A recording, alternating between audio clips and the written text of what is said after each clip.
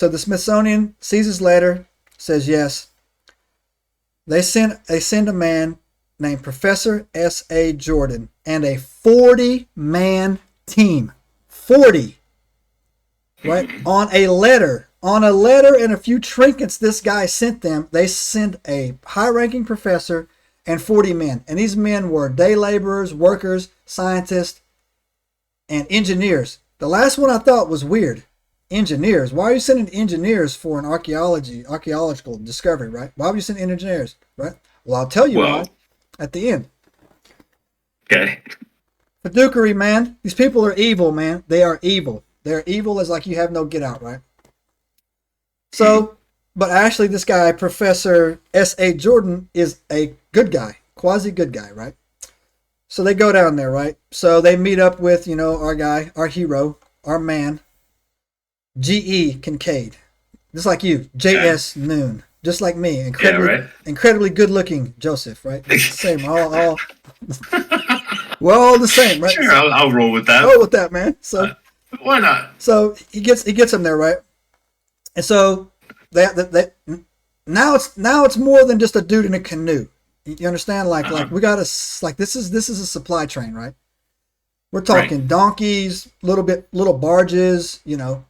food Well, I mean, supplies. it's the 1920s, so like, there's not a lot of choices. Yeah, and so they get down, they get back in the Colorado River, and they come down, and this is where he's like, okay, he goes through his notes, and he's like about 40 miles upriver, which I thought I don't quite get that, man. If you were going downriver and you say upriver, but whatever. Near the El Tovar Crystal Canyon, he recognizes the sediment that he saw before. Like, okay, right there it is. That's a sediment. Here's the area I was in. Matter of fact, here's a little campsite I had to stay the night. All this other stuff. Blah blah blah.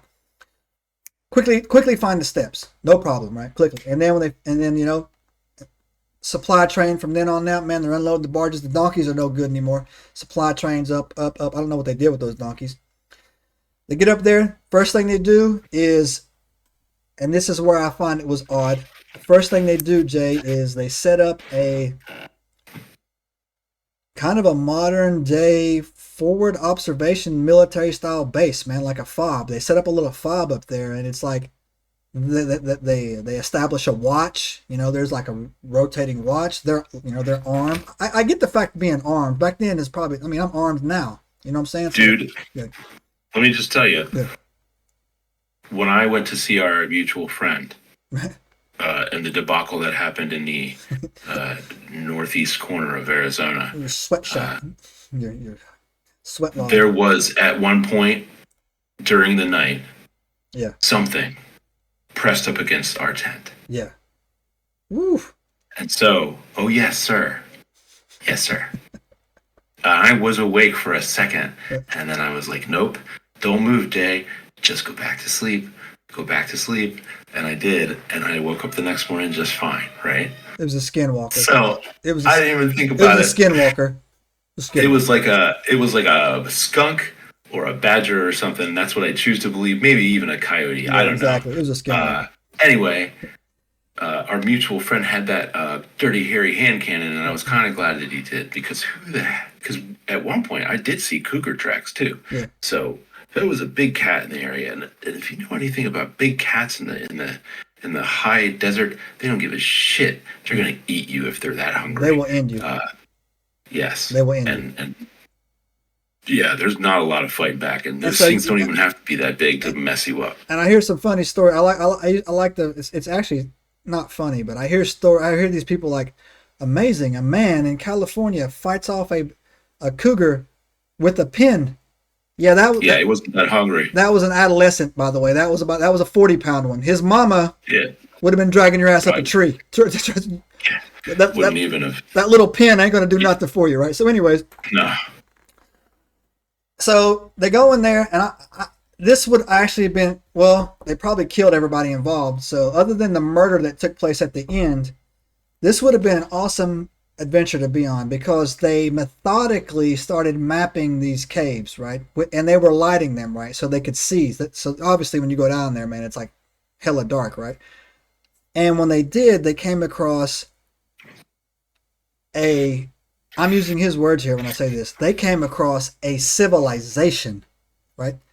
This thing is so massive, so deep, so well cut into the sandstone that it had kitchens, had granaries, had dining halls, right? And they estimated that 50,000 people could have lived here easily. Just inside, right? 50,000 could have lived here easily, right? And I'm like, okay. And they started and so as they went down, they came across an armory. The armory was near the first mummy chamber that they found, right? And next to the armory was a blacksmith. And in this blacksmithing, they deduced that they were a Bronze Age civilization, right?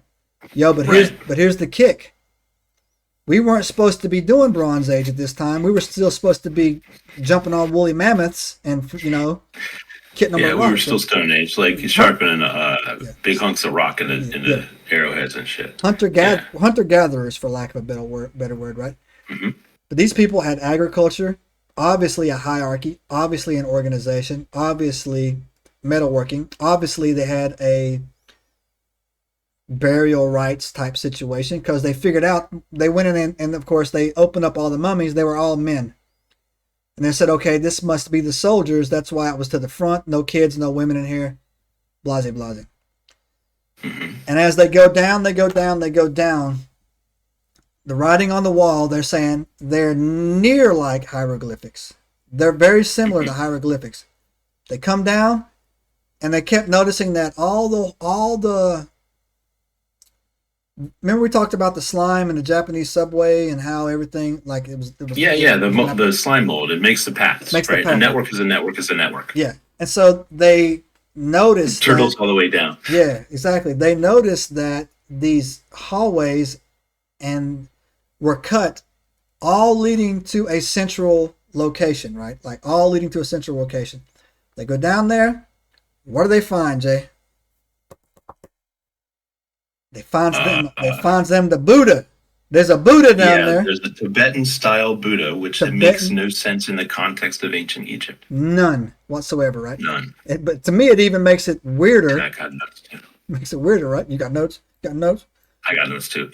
Subscribe now and turn on the notifications to join us on this extraordinary journey into the unknown.